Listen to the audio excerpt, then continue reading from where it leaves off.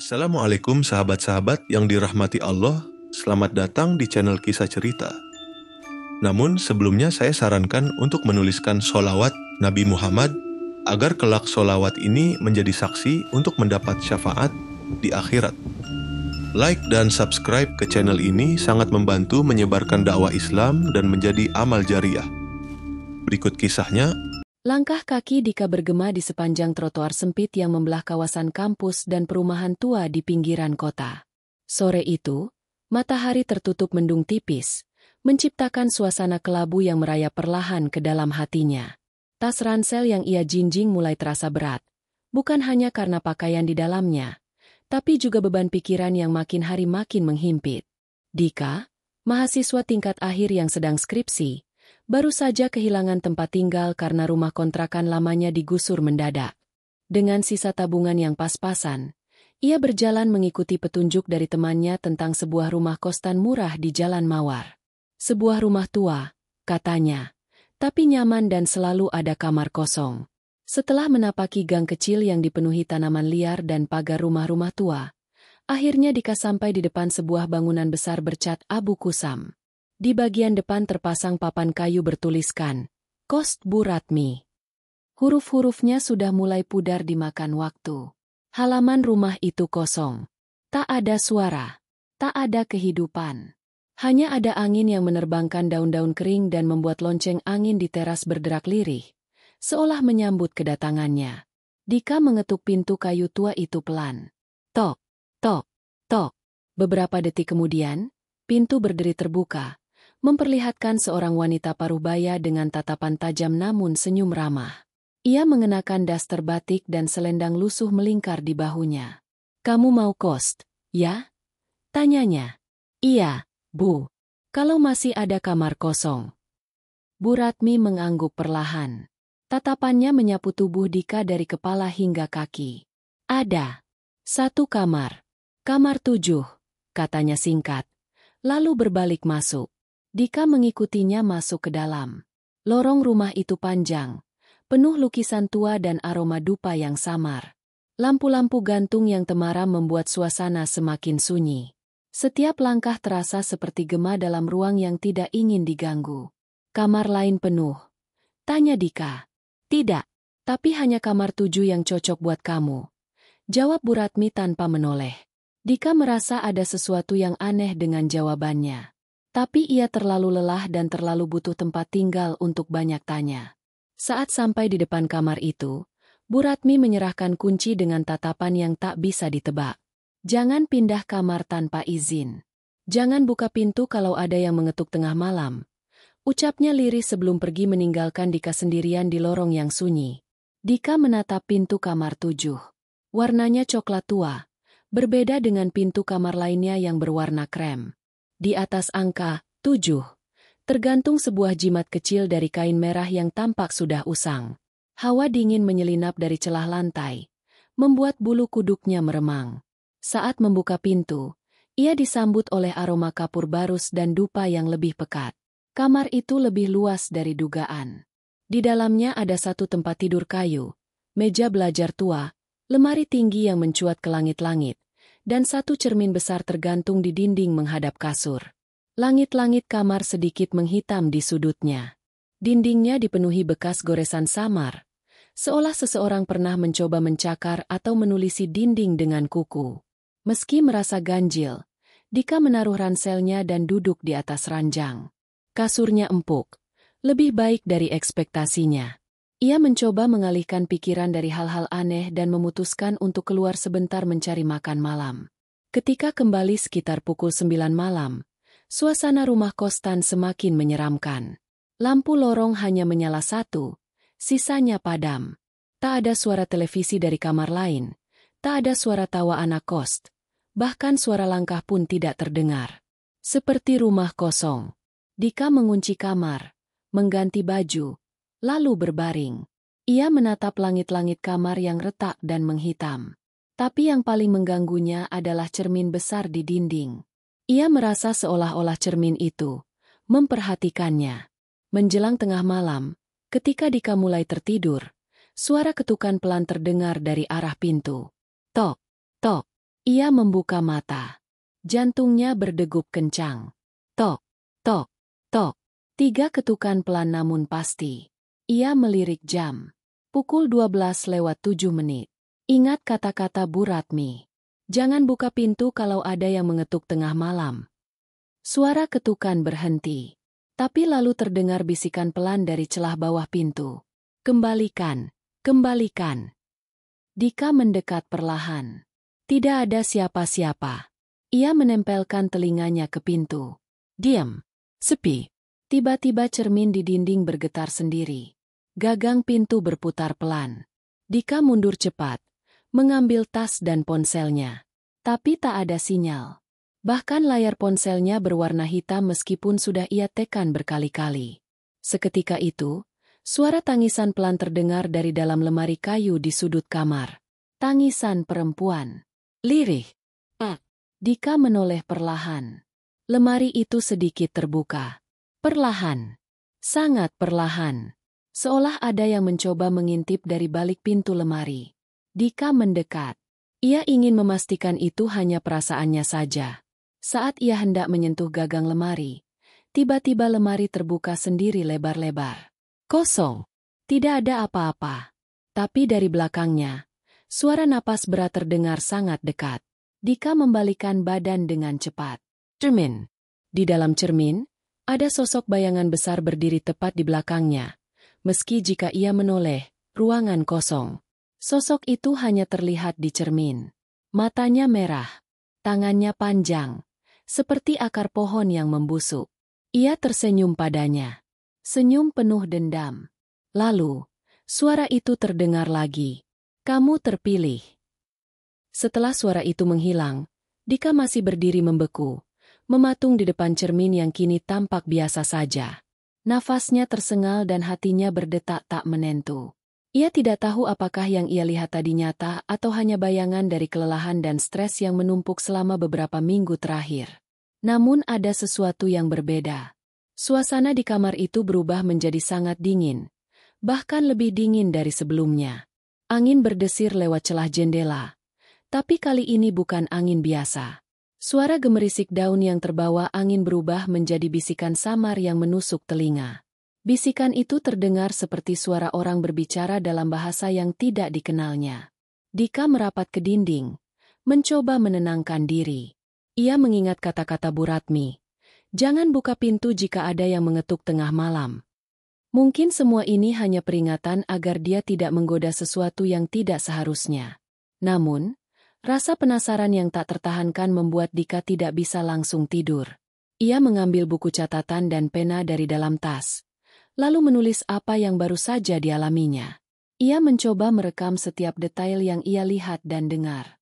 Mungkin suatu hari nanti, pengalaman ini bisa menjadi bahan skripsi unik tentang fenomena gaib. Tiba-tiba, terdengar suara ketukan lembut dari balik pintu.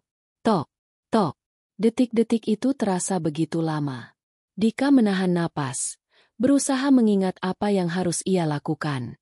Perlahan, pintu kamar terbuka sedikit. Muncul sosok Bu Ratmi dengan mata yang tajam menatap Dika tanpa sedikit pun ada senyum. Kamu sudah tahu, kan? Katanya pelan. Dika mengangguk. Iya, Bu. Kamar ini berbeda. Bu Ratmi masuk, menutup pintu rapat-rapat. Suasana menjadi sangat sunyi dan pekat. Kalau kamu ingin tinggal di sini, ada syarat yang harus kamu terima. Kamar 7 bukan kamar biasa. Di sini ada perjanjian yang harus dijalankan. Ucapnya tanpa ekspresi. Dika merasa tubuhnya membeku. Perjanjian. Bu Ratmi duduk di kursi kayu di samping meja belajar Dika. Matanya menatap lurus ke dalam. Beberapa tahun lalu, rumah kostan ini nyaris bangkrut. Aku hampir kehilangan segalanya. Tapi kemudian aku mendapat tawaran dari sesuatu yang lebih besar dari manusia. Sesuatu yang memberiku kekayaan dan kekuasaan. Tapi tentu saja, ada harga yang harus dibayar. Dika mendengarkan dengan seksama, meski hatinya semakin gelisah. Apa yang harus aku bayar, Bu? Tanyanya pelan. Nyawa dan jiwa, jawab Bu Ratmi. Ia menghela napas berat. Setiap penghuni kamar 7 yang mendapat keberuntungan, akan menjadi pengganti yang menempati kamar berikutnya. Begitulah siklus ini berjalan. Dika menatap Bu Ratmi dengan mata terbelalak. Apa maksud ibu? Tiap penghuni kamar 7 akan mendapat keberuntungan besar. Tapi setelah itu, dia menghilang atau meninggal dengan cara misterius. Dan kamar itu harus kembali diisi oleh pengganti yang siap menerima perjanjian. Malam itu, Dika mulai merasakan betapa beratnya beban yang mengikat dirinya di kamar 7. Ia merasa seperti terperangkap dalam lingkaran setan yang sulit dihindari. Hari-hari berlalu, keberuntungan mulai menghampiri Dika. Beberapa utang yang membelitnya tiba-tiba bisa ia bayar. Tawaran pekerjaan yang sebelumnya tak kunjung datang, sekarang datang satu persatu. Ia menjadi sosok yang diperhitungkan di kampus dan lingkungan sekitarnya. Namun, malam hari, mimpi-mimpi buruk mulai mengusik tidurnya. Ia bermimpi bertemu sosok hitam besar dengan mata merah menyala. Sosok yang selalu mengulang kalimat yang sama, perjanjian harus ditepati. Dika bangun dengan keringat dingin dan jantung berdegup kencang. Mimpi itu terasa begitu nyata, seperti bukan sekadar ilusi. Satu malam, suara ketukan lagi terdengar dari pintu kamar. Tok, tok, tok. Namun kali ini berbeda. Suara itu terdengar semakin keras dan mengerikan, seperti jeritan dari dalam kegelapan. Dika memberanikan diri membuka pintu. Di depan pintu, berdiri seorang pemuda dengan wajah pucat pasi dan mata yang kosong. Ia mengenakan pakaian compang-camping, seolah telah lama tersesat di dunia lain. Pemuda itu menatap Dika dengan tatapan kosong, lalu menghilang begitu saja ke dalam kegelapan lorong. Sejak kejadian itu, Dika mulai merasakan sesuatu yang ganjil di tubuhnya. Luka kecil muncul di kulitnya tanpa sebab. Tubuhnya sering terasa lemas dan sulit bernafas. Namun ia tetap berusaha bertahan dan terus menjalani hari-harinya dengan normal. Suatu malam, Bu Ratmi kembali datang ke kamar Dika. "Kamu harus siap, Dika. Waktumu tidak lama lagi," katanya dengan suara datar. Dika terdiam. "Apa maksud ibu?" "Pengganti akan datang. Siklus ini harus terus berjalan." Dika tahu ini bukan sekadar ancaman kosong. Ia harus segera mencari jalan keluar sebelum semuanya terlambat. Namun, semakin ia mencoba melarikan diri, semakin kuat ikatan pesugihan itu mengikatnya.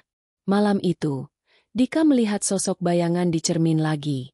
Kali ini sosok itu mengulurkan tangan panjangnya seperti akar pohon dan berkata, "Kamu milikku sekarang." Langit malam di atas rumah kostan itu tampak lebih kelam dari biasanya.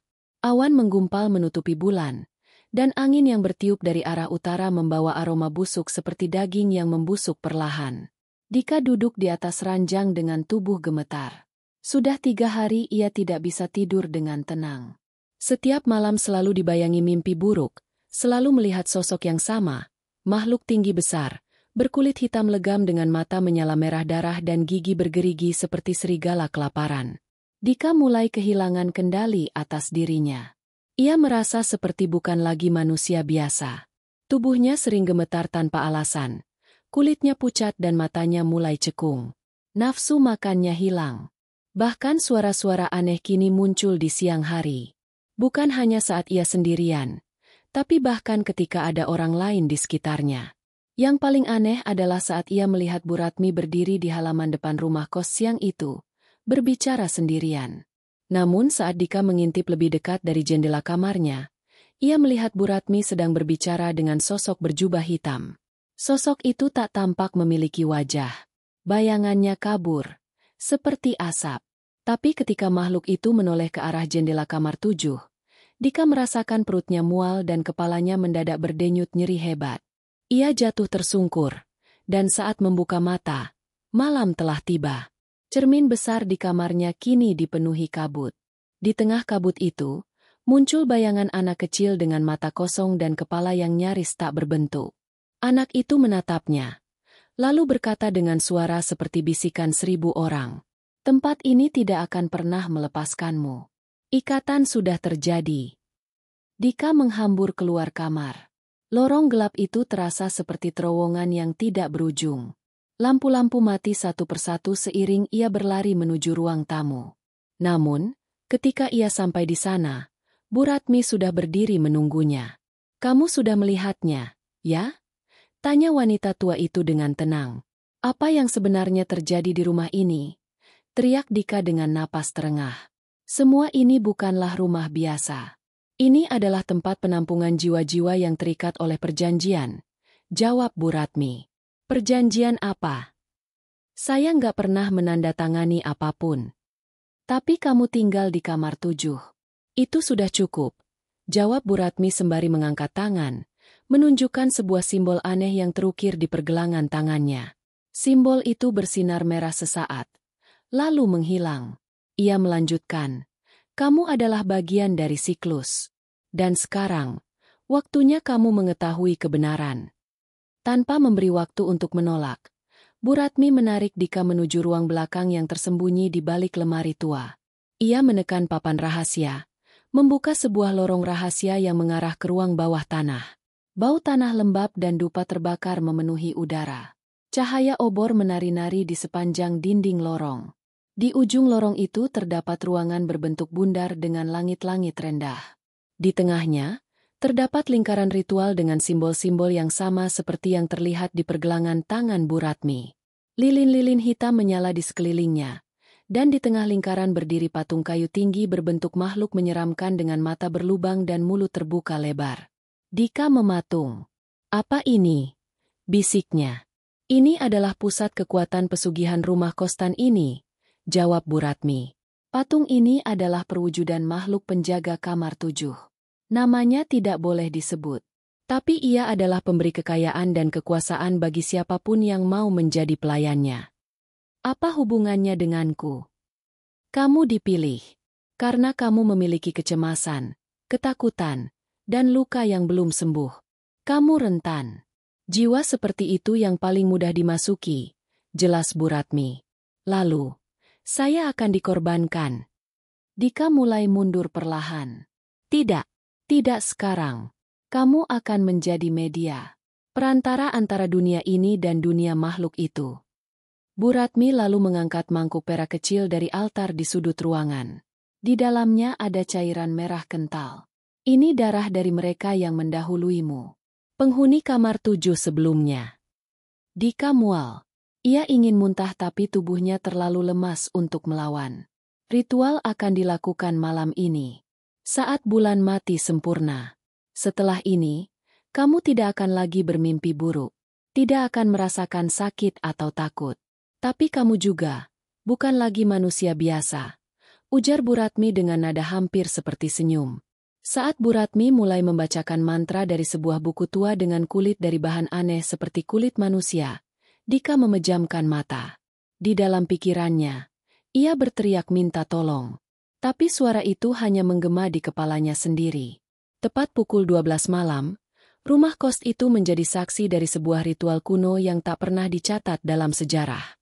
Langit di luar menggulung seperti pusaran hitam pekat, dan semua lampu di lingkungan sekitar mati total. Tak ada suara selain suara lantunan mantra dari ruang bawah tanah itu. Dika duduk bersila di tengah lingkaran, tubuhnya tak bisa digerakkan. Matanya terbuka, tapi tidak melihat apa-apa.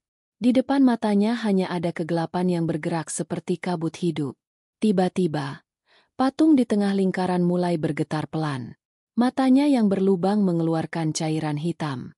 Cairan itu mengalir ke lantai, lalu merayap mendekati kaki Dika. Dika ingin berteriak, ingin lari, tapi tubuhnya tak lagi menurut. "Mulutmu akan menjadi mulutnya. Matamu akan menjadi matanya." Suara Bu Ratmi terdengar seperti gema dari dasar sumur. Saat cairan itu menyentuh tubuh Dika, ia merasakan sensasi terbakar yang tidak bisa dijelaskan. Seperti seluruh tubuhnya dicabut dari dalam, diganti dengan sesuatu yang dingin, berat, dan penuh kebencian. "Sekarang kamu adalah bagian dari dia," kata Bu Ratmi dengan mata tertutup. Tiba-tiba seluruh ruangan berguncang hebat. Dinding tanah mulai retak dan dari retakan itu keluar tangan-tangan kecil berwarna kehitaman yang mencoba meraih Dika. Tangisan anak-anak kecil terdengar dari segala arah. Tangisan mereka menyayat, penuh kesedihan dan penderitaan. Jiwa-jiwa yang terperangkap.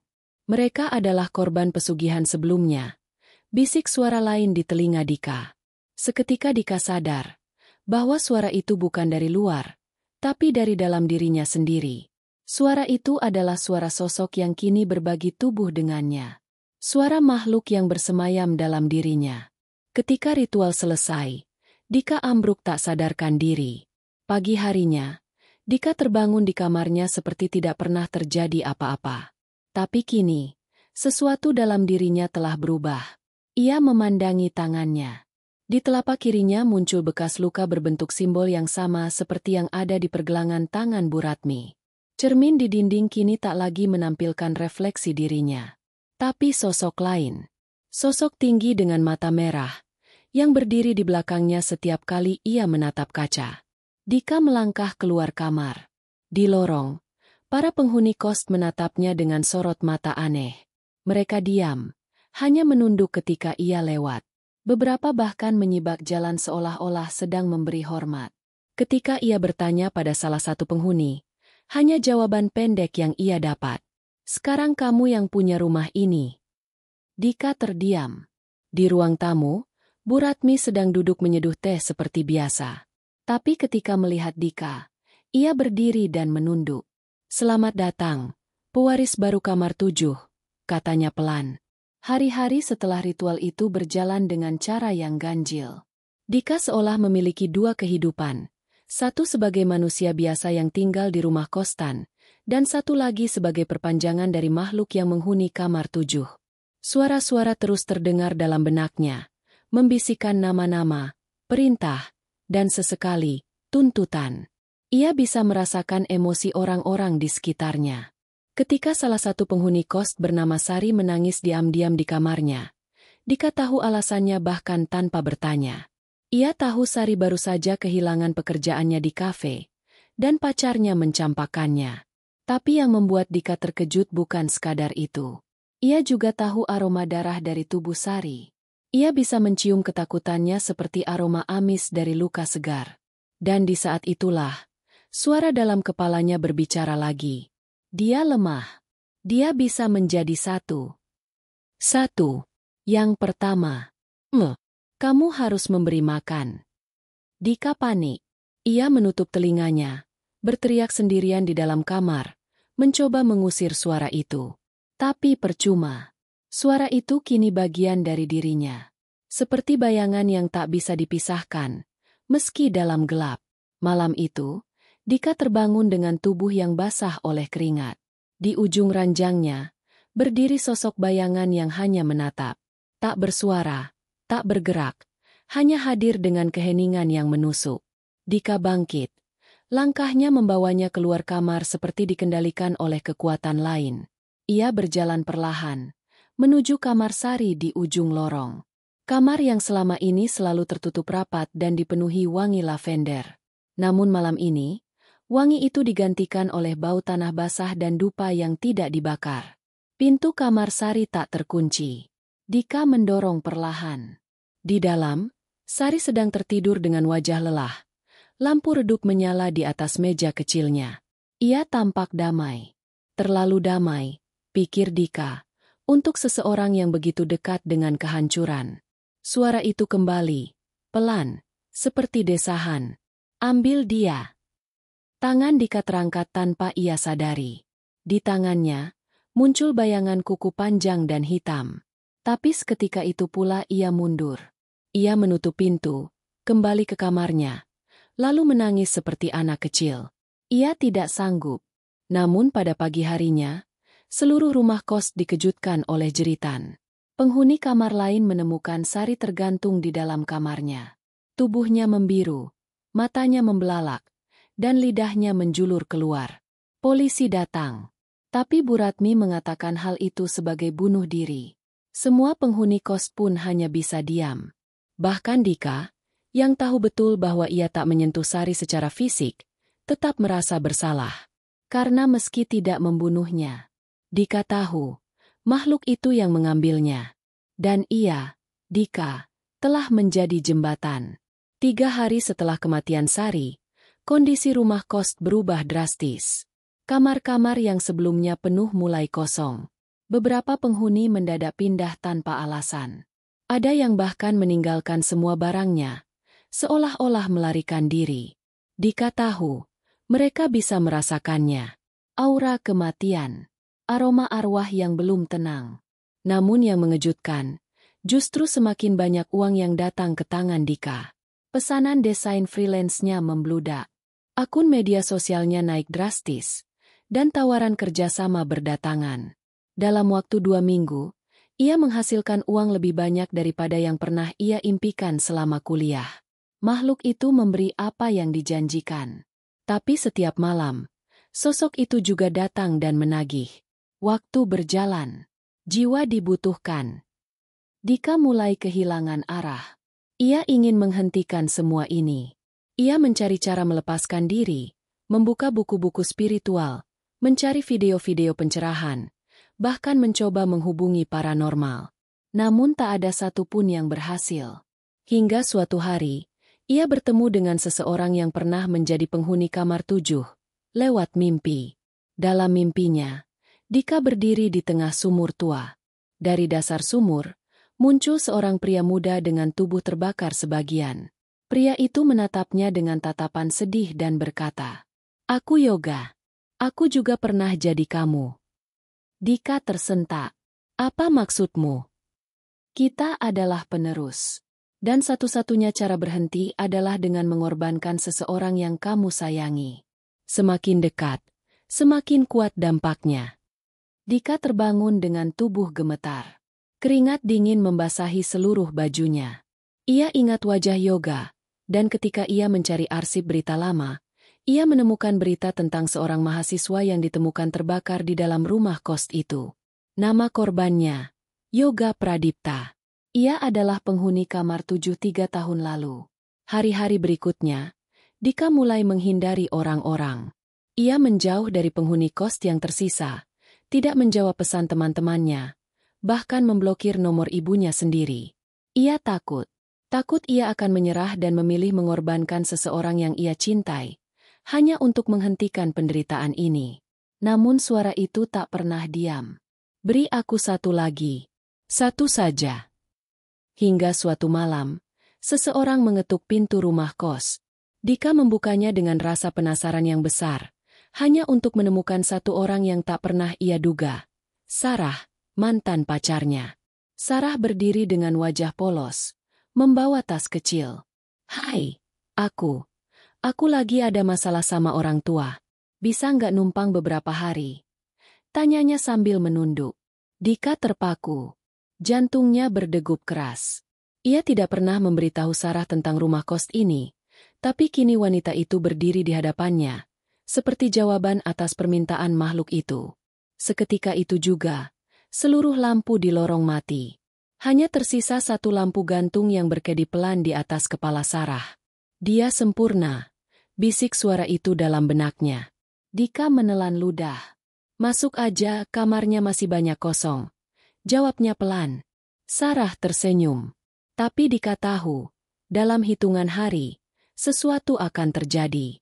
Dan kali ini, ia harus membuat pilihan. Malam kelima Sarah tinggal di rumah kos. Ia tidur di kamar 6, tepat di sebelah kamar Dika. Wanita itu tampak nyaman, tidak merasakan gangguan apapun. Tapi Dika tahu, malam ini akan menjadi malam penentuan. Makhluk itu muncul di cermin. Sosoknya kini lebih nyata. Wajahnya mendekat. Matanya merah membara. "Waktumu habis. Pilih dia, atau tubuhmu menjadi milikku sepenuhnya." Dika menatap cermin itu dengan wajah hancur. "Kenapa harus orang yang aku sayangi? Karena hanya cinta yang bisa membebaskan. Atau menghancurkanmu." Dika mengambil lilin hitam dari bawah ranjang. Ia menyiapkan lingkaran ritual yang selama ini disembunyikan di balik lantai kayu. Ia menyalakan dupa, menggambar simbol darah dari jari telunjuknya sendiri, dan mulai membacakan potongan mantra dari buku Buratmi yang berhasil ia curi diam-diam. Namun sebelum ritual selesai, Sarah masuk ke dalam kamar. Ia melihat Dika duduk di tengah lingkaran darah dengan tatapan kosong. "Dika, kamu ngapain?" tanyanya cemas.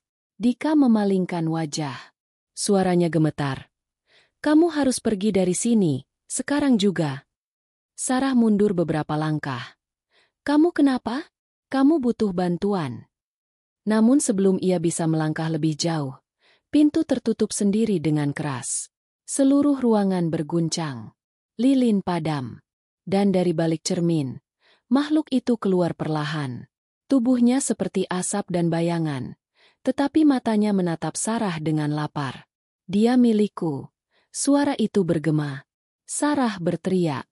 Tapi Dika berdiri, menghalangi jalan makhluk itu. "Tidak, ambil aku.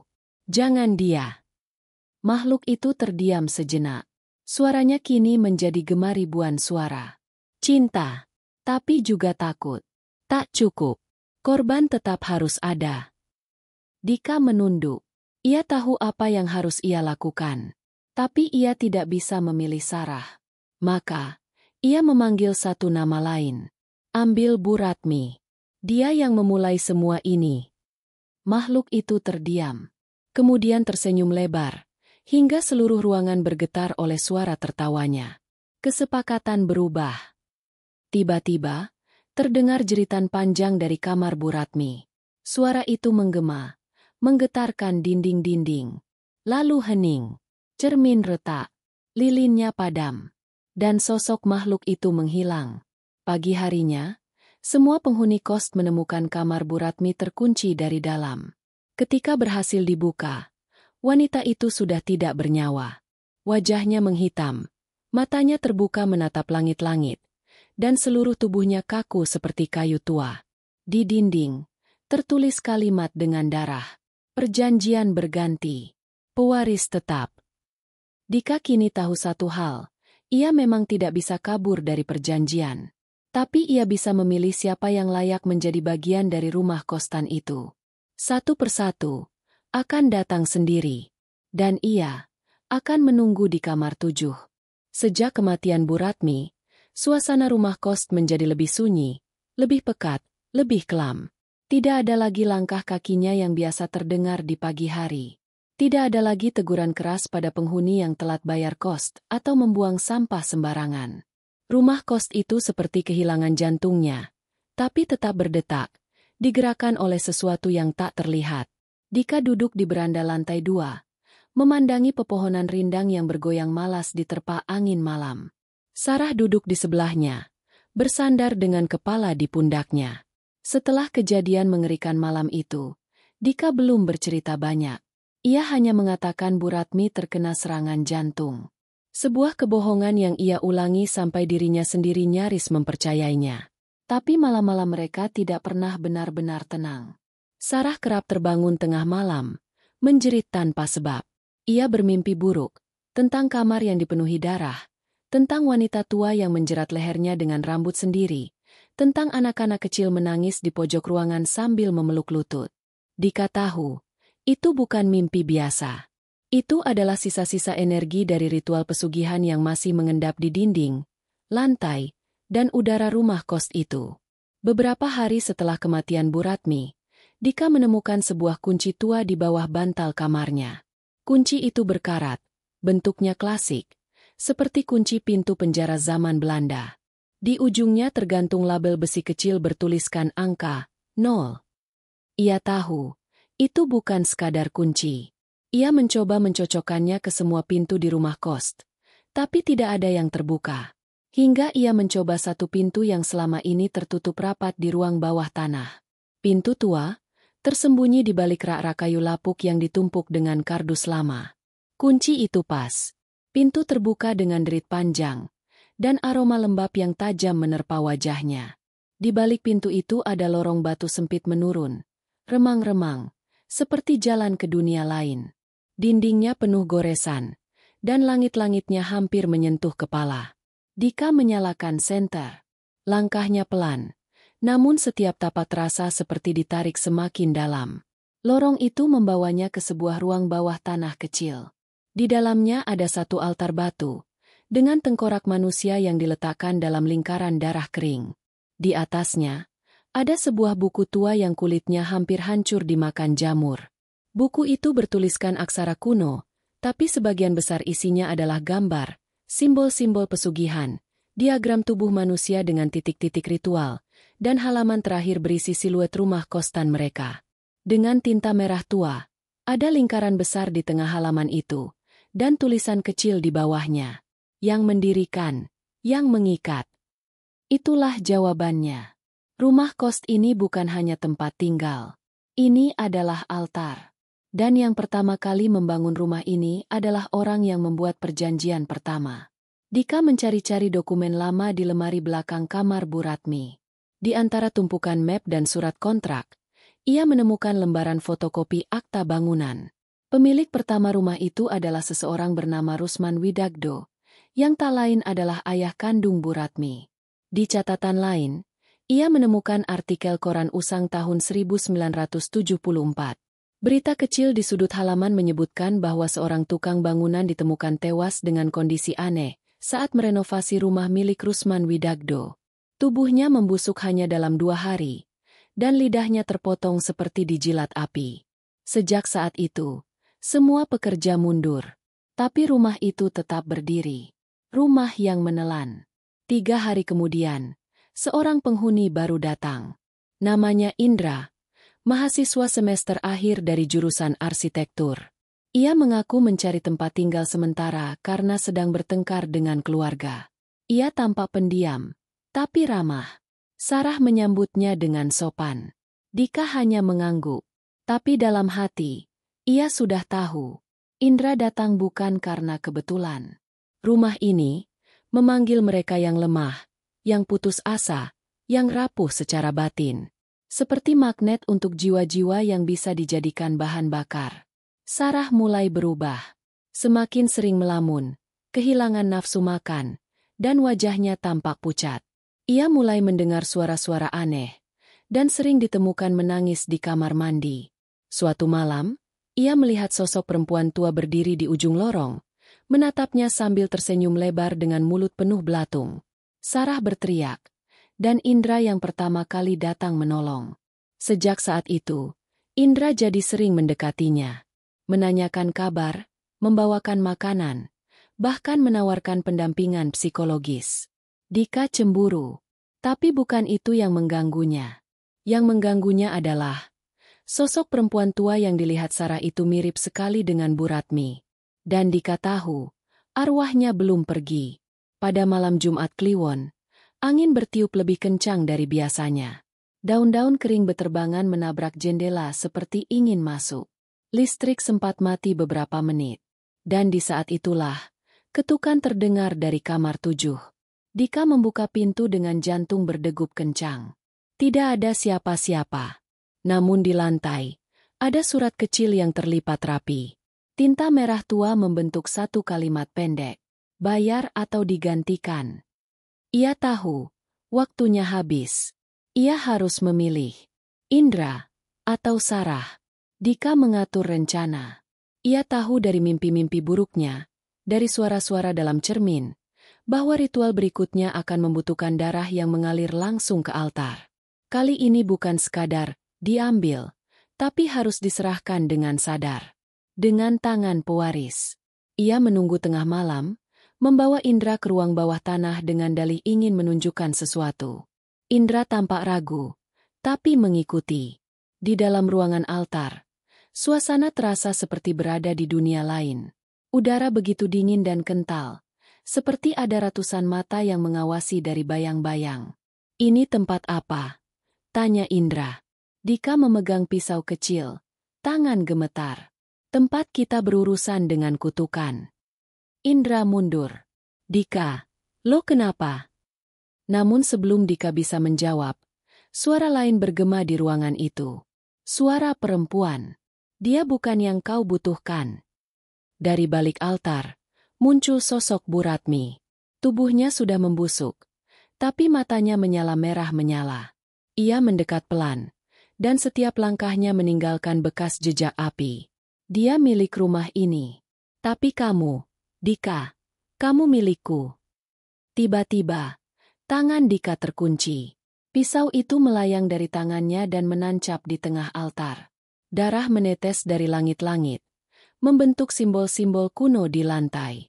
Indra menjerit, tapi kakinya tak bisa bergerak. Ia tertahan oleh bayangan hitam yang menjalar dari dinding. Sarah muncul di tangga. Matanya memerah seperti habis menangis. Ia melihat semuanya. Tanpa bisa berkata-kata. Dika memutar tubuhnya, berusaha menarik Indra keluar. Tapi tubuh Indra mulai berubah. Kulitnya retak, seperti keramik yang retak halus. Darah merembes keluar dari retakan itu. Sosok Bu Ratmi tertawa. Dia bukan manusia biasa. Dia, penerus lain. Tiba-tiba, tubuh Indra meledak menjadi kabut hitam yang berputar, lalu menyatu ke dalam altar. Sebuah jeritan panjang terdengar, dan lilin-lilin di sekeliling ruangan menyala tanpa sebab. Suara dari dalam altar bergema. Ritual belum selesai. Jiwa berikutnya harus sukarela. Dika menatap Sarah. Mereka berdua saling diam. Malam itu, tak ada yang tidur. Dika duduk di depan kamar 7, menunggu suara berikutnya. Tapi suara itu tak datang. Di dalam dirinya, ada dua konflik besar. Keinginan untuk mengakhiri semuanya, dan ketakutan akan kehilangan Sarah. Tapi ia tahu, tidak bisa terus seperti ini. Rumah itu akan terus meminta. Jiwa demi jiwa. Korban demi korban. Kecuali, ada yang bersedia menjadi penjaga terakhir. Dan itu berarti, menyerahkan segalanya. Termasuk dirinya sendiri. Malam itu udara terasa semakin pekat. Seolah setiap hembusan angin membawa bisikan dari dimensi lain. Dika masih duduk di depan kamar 7. Menatap pintu dengan mata merah dan kantuk yang hilang sejak lama. Kamar itu kini menjadi saksi bisu dari kengerian yang belum selesai. Sarah terdiam, duduk di sudut ruang tamu dengan tubuh yang mulai melemah. Seperti tersedot energi oleh sesuatu yang tak terlihat. Dika tahu, Sarah bukan hanya korban biasa. Dia sudah menjadi bagian dari rumah itu, terikat oleh ikatan yang tidak bisa dilepaskan begitu saja. Kamar 7 masih tertutup rapat. Di baliknya, suara-suara samar berdengung, seperti nyanyian kuno yang memanggil jiwa. Suara itu menggema di telinga Dika, membuat darahnya berdesir dan napasnya tercekat. Dia berdiri pelan, melangkah ke arah pintu itu. Tangannya gemetar saat menyentuh gagang pintu yang dingin. Kunci tua yang dia temukan dulu kini hilang entah kemana. Tapi sepertinya tak diperlukan lagi. Pintu terbuka perlahan, menyingkap ruangan gelap berbalut bayang-bayang hitam. Di tengah ruangan, altar batu berdiri dengan megahnya, dihiasi lilin-lilin yang menyala dengan nyala api berwarna merah darah. Di atas altar itu, tergantung sebuah benda aneh, sebuah kotak kayu kecil yang dihiasi ukiran lambang-lambang misterius. Di sampingnya, buku tua yang sebelumnya ditemukan Dika, terbuka pada halaman yang memperlihatkan gambar tangan manusia dengan titik-titik merah di beberapa bagian. Dika mendekat, merasakan getaran aneh mengalir melalui tubuhnya. Buku itu seolah memanggilnya, membisikkan rahasia yang tersimpan dalam setiap huruf dan simbol. Ia membolak-balik halaman dengan tangan yang mulai tidak stabil, hingga ia sampai pada satu halaman terakhir. Tulisan itu berbunyi, "Yang terakhir yang berani, menjadi penjaga." Dika tahu apa yang harus ia lakukan. Tapi hatinya berontak, menolak menyerah pada kutukan ini. Ia teringat wajah Sarah yang kian melemah, matanya yang berkilauan meski penuh ketakutan. Ia tidak ingin membiarkan perempuan itu menjadi korban berikutnya. Namun rumah kostan ini tidak akan berhenti menuntut. Ia harus memilih, menjadi penjaga atau kehilangan semuanya. Seketika, bayangan muncul di sudut ruangan. Sosok perempuan tua yang pernah dilihat Sarah, dengan wajah yang sudah membusuk dan mata merah menyala. Itu adalah arwah Bu Ratmi. "Dika." Suaranya serak tapi tegas. "Perjanjian harus ditepati. Kamu yang memilih jalan ini. Rumah ini butuh penjaga, dan penjaga itu harus mengorbankan dirinya." Dika menggigil, menunduk. Apa tidak ada jalan lain? Arwah itu tertawa dingin. Suara bergema memenuhi ruang bawah tanah. Tidak ada. Setiap jiwa yang masuk ke dalam rumah ini menjadi bagian dari lingkaran. Tidak ada yang bisa keluar tanpa pengorbanan. Saat itu, pintu kamar 7 tertutup dengan keras. Lilin di altar berkedip dan padam. Kegelapan menyelimuti semuanya. Dika merasa tubuhnya terhisap ke dalam kegelapan, jatuh bebas tanpa akhir.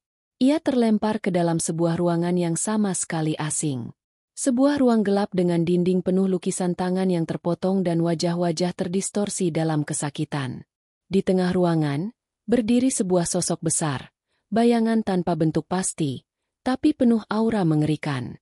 Suara dalam kepalanya menggema, berbisik dengan nada mengancam. Jadilah penjaga, atau hancurkan. Dika merasa dirinya di ujung batas kesadarannya. Ia hampir menyerah pada keputusasaan saat suara lembut Sarah terdengar dari jauh. Dika, kau bisa keluar dari ini. Aku percaya padamu. Suara itu memberinya kekuatan. Ia berusaha bangkit, mengumpulkan sisa keberanian yang ada. Tiba-tiba, sebuah cahaya terang menyinari ruangan gelap itu. Sosok bayangan itu menghilang dalam kepulan asap hitam.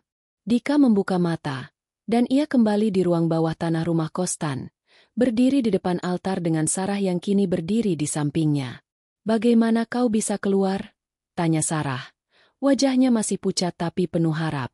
"Aku tidak tahu," jawab Dika. "Tapi aku tahu ini belum selesai. Rumah ini masih menunggu penjaga yang mau berkorban." Mereka berdua menatap kotak kayu kecil di atas altar. Dika tahu, kotak itu adalah kunci dari semua kutukan ini. Ia bertekad untuk membuka kotak itu, mencari cara untuk mengakhiri kutukan rumah Kostan yang sudah memakan banyak korban. Dengan tangan gemetar, Dika mengangkat kotak itu. Ia membuka tutupnya perlahan. Di dalamnya terdapat sebuah cincin perak dengan ukiran lambang misterius, dan secari kertas lusuh. Kertas itu bertuliskan, "Pemilik cincin ini adalah penjaga rumah Kostan. Jiwa yang terikat akan terus melindungi dan memperbarui kutukan. Tapi jika penjaga memilih pengorbanan, maka kutukan akan terhenti." Dika memandang cincin itu dengan tatapan berat. Ini adalah pilihan hidupnya. Mengikat dirinya selamanya sebagai penjaga atau mencoba mengorbankan diri demi kebebasan mereka semua. Sarah menggenggam tangan Dika, memberikan dukungan yang tak terucapkan.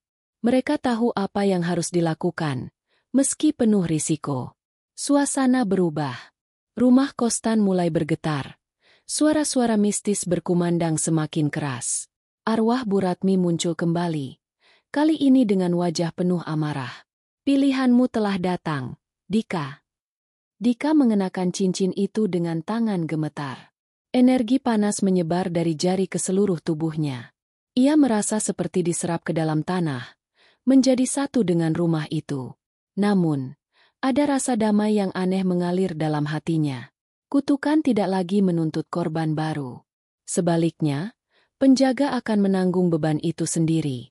Sarah memeluk Dika, menguatkan dirinya meski tahu bahwa pria itu kini telah berubah. Pagi menjelang, rumah Kostan itu terlihat biasa seperti sedia kala. Tapi Dika tahu, dirinya telah menjadi bagian dari kutukan yang tidak akan pernah usai. Ia memilih pengorbanan demi melindungi orang yang dicintainya. Dan rumah Kostan itu diam, menunggu babak berikutnya. Matahari pagi menembus jendela kamar Dika dengan sinar lembutnya, menyapu debu-debu halus yang beterbangan di udara. Namun, kehangatan itu sama sekali tidak bisa mengusir rasa dingin yang masih menyelimuti tubuhnya. Sejak malam kemarin, setelah Dika mengenakan cincin perak yang ditemukan di altar bawah tanah, sesuatu berubah dalam dirinya. Ia merasa berat, seolah ada beban yang tak terlihat menempel di pundaknya. Sarah duduk di samping tempat tidur, menatap Dika dengan mata penuh kekhawatiran dan cinta. Ia tahu Dika telah mengambil keputusan besar, bahkan mungkin keputusan yang mengubah seluruh hidupnya.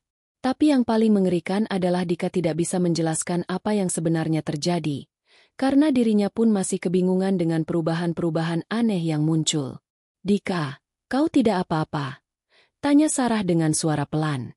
Dika mengangguk, meski dalam hatinya ia merasa seperti ada sesuatu yang terus menggerogoti dari dalam. Ia menoleh ke cermin di seberang kamar dan terpaku. Bayangannya sendiri tampak berbeda. Matanya sedikit merah, kulitnya pucat seperti mayat hidup, dan di balik tatapan itu, ada sesuatu yang gelap dan dingin. "Ini baru permulaan," gumam Dika lirih, merasa ada sesuatu yang terbangun dalam dirinya yang tak bisa ia kendalikan. Sejak saat itu, setiap malam Dika mulai merasakan kehadiran sosok bayangan yang selalu menemaninya. Sosok itu muncul di sudut kamar, di balik pintu, bahkan ketika ia sedang berjalan di lorong rumah kos. Sosok itu tidak pernah bicara, tapi tatapannya menusuk hingga ke relung jiwa. Dika mencoba mengabaikan, berusaha menjalani hari-harinya seperti biasa. Tapi bayangan itu semakin sering muncul, semakin dekat, dan semakin nyata. Sementara itu, Sarah juga mengalami perubahan. Ia sering merasakan sakit kepala hebat dan mimpi buruk yang berulang-ulang tentang rumah kos yang hancur dan api yang melahap semua penghuni. Dalam mimpinya, ia melihat Dika berdiri di tengah kobaran api, tersenyum dingin dengan cincin berkilauan di jarinya. Suatu malam, Sarah tidak tahan lagi. Ia memutuskan untuk pergi ke ruang bawah tanah, tempat di mana segalanya bermula. Dengan senter dan hati yang berdebar, ia menuruni tangga batu yang dingin, menyusuri lorong sempit yang berbau lembab. Di ujung lorong, ia menemukan altar batu yang kini terlihat lebih hidup. Lilin-lilin menyala dengan sendirinya, memancarkan cahaya merah darah yang menari-nari di dinding. Di atas altar, kotak kayu kecil dengan cincin perak masih tergeletak. Sarah mengulurkan tangan dan meraih cincin itu. Begitu ia menyentuhnya, bayangan hitam melesat keluar dari sudut ruangan dan menyelimuti tubuhnya. "Jangan sentuh itu."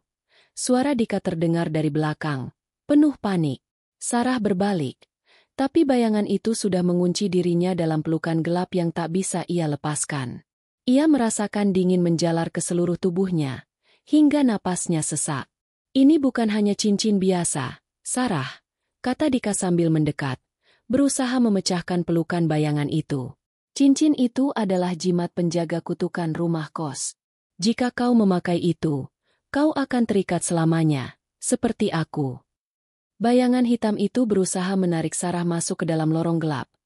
Tapi Dika menggenggam tangan Sarah dengan erat dan mengerahkan seluruh tenaga. Perlahan-lahan bayangan itu menghilang, dan Sarah terjatuh ke lantai dengan napas terengah-engah. Mereka berdua saling berpandangan, mengetahui bahwa ancaman itu jauh lebih besar dari yang mereka kira. Hari-hari berikutnya di rumah kos menjadi semakin mencekam. Penghuni kos mulai merasakan perubahan aneh. Barang-barang sering berpindah tempat sendiri, suara langkah kaki terdengar di lorong kosong, dan ada aroma anyir seperti darah segar yang muncul tiba-tiba. Dika tahu, kutukan itu mulai menyebar, mencari korban baru. Tapi ia tak bisa berbuat apa-apa selain mempersiapkan diri dan Sarah untuk menghadapi apapun yang datang.